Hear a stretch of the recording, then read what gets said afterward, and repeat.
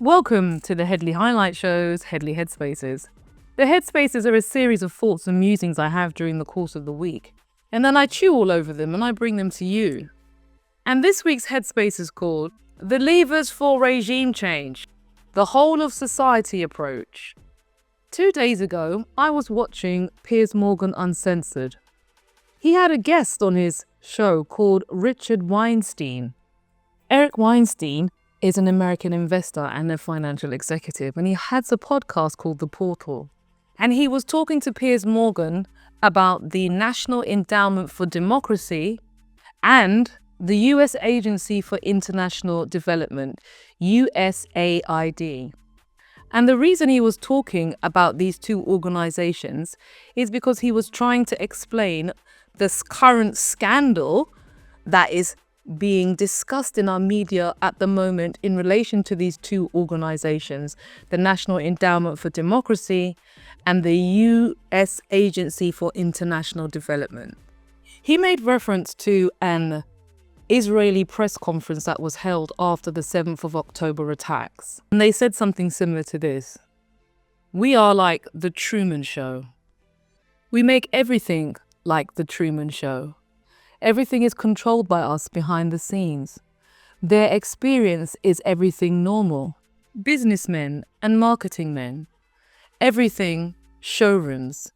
Everything shell companies over shell companies, affecting the supply chain in our favor. We create a pretend world. We are a global production company.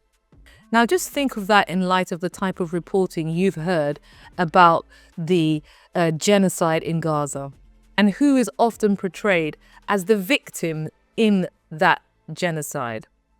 And the reason I picked that out is because Eric Weinstein made reference to this concept called the whole society approach. And he spoke about the USAID program and the National Endowment for Democracy's involvement in the whole society approach and using it as a lever for regime change. So the whole society approach, firstly, is intangible. You can't touch it. But it is at work in practically every country on the planet. And it's used by the United States and other Western nations to influence foreign governments, leading to destabilization. This approach integrates the following things: governmental and non-governmental agencies, corporate and civil societies with efforts to change the political and economic and social landscape of a target country. The strategy involves diplomacy, media influence, economic pressure, civil society engagement, intelligence operations, and of course, military activities.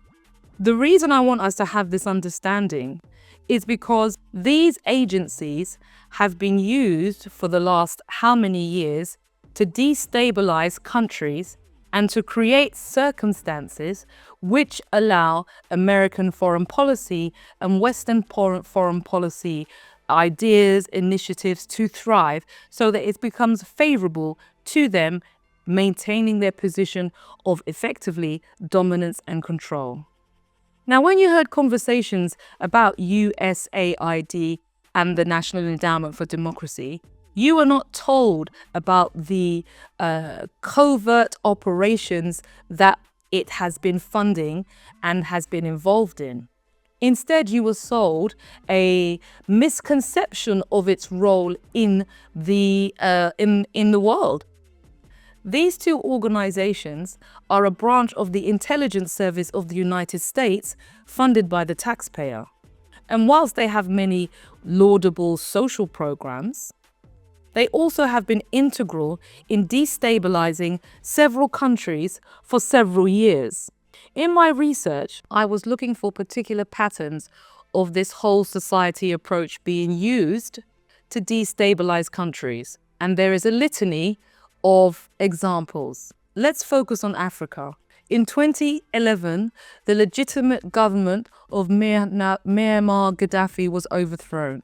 The whole society approach required a capture of the media, of civil societies and NGOs. It required also a culmination of military action. Western paid-for medias painted Gaddafi as a brutal dictator committing mass atrocities, justifying foreign intervention. US NGOs and European-backed NGOs supported opposition groups under the guise of democracy promotion. This led to military action, which launched the US and France and many other NATO allies launched airstrikes under the guise of a humanitarian intervention, helping to topple Gaddafi. Another example of the whole society approach is your belief systems about President Maduro in Venezuela. One way to determine the success of the propaganda on yourself is to ask yourself how you feel about those types of leaders when you hear their names. Muammar Gaddafi, Mr. Maduro, Mr. Putin, Mr. Zelensky. How has the media helped to form your idea of these individuals? Let me jump back quickly to Venezuela. So the whole society approach in Venezuela undertook a slightly different tack because they had sanctions. There was economic warfare. There has been harsh US sanctions, which have crippled the Venezuelan economy, increasing public dissatisfaction with the government. There has been political subversion. The US has backed opposition leader Jan Guaido, recognizing him as a legitimate president, even though he wasn't. The media and social media influence, don't forget you had X running a particular program about Maduro. They use Western platforms to promote anti-Maduro narratives while censoring pro-government voices. And the outcome has been to attempts to topple Maduro, but he's remained in power. This exercise has been replayed in Ukraine in 2014 with the Maidan regime change and the overthrow of the legitimate government, Viktor Yanukovych. This also happened in Syria in 2011 with the proxy war against Bashar al-Assad. It happened, the same kind of exercise happened in Nicaragua in 2018. And what you have is these elements of civil society all being captured so that particular ideas, narratives, and belief systems capture the community. And the result is regime change. And what Trump and Elon Musk have come in and said is we're not funding that anymore. It's important to know what the budget is of USAID to understand the masses of money and sums of money that are involved and the levels of corruption. Check out where the Clintons got their money, especially Chelsea. These projects are funding state media broadcasts. So for argument's sake, in Libya in 2011, these funds were funding the BBC, CNN and Al Jazeera. They were publishing heavily biased Gaddafi programming, justifying what NATO had done. And what I'm saying is that this whole world approach has captured every country on the planet. I think there's only a few of them that haven't had this intervention.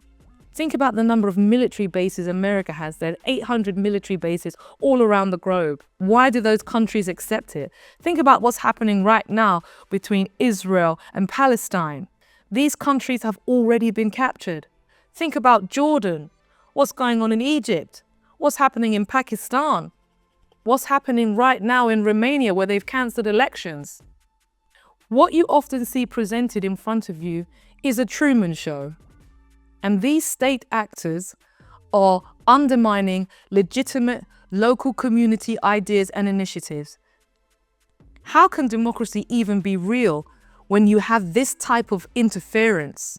I forgot to tell you how much the budget was for USAID.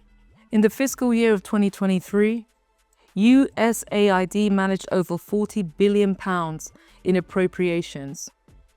The Biden administration proposed £8 billion of assistance for Africa. What did that buy in Nigeria, in Ghana, in Uganda, in Senegal? What military groups does it fund in your region, in the Sahel? These are the questions that are going to be uncovered by the Trump administration and Mr. Musk, whether you like it or not. And often the story that's presented to you is one that's built on a shell company, that's built on a falsehood. It's built on providing you with a perception of something that's actually fake, just like the Truman Show. So what's your thoughts now that you've got a bit more insight? I'll be having a guest soon, David Hundayan, and he's going to be sharing his thoughts and his ideas also on all of this and how it's impacting on Africa. Give me your thoughts, your 2 pence, your 3 cities or your declining dollar price. You've been listening to the Headley Highlight Shows, Headley Headspace. Do jump up in my DMs, make a comment. Please go to my website at deniseheadley.com and make a donation, and also join my YouTube page. I'm trying to get to 100 subscribers. Look forward to your support. See you next week. Thanks for listening, and cut.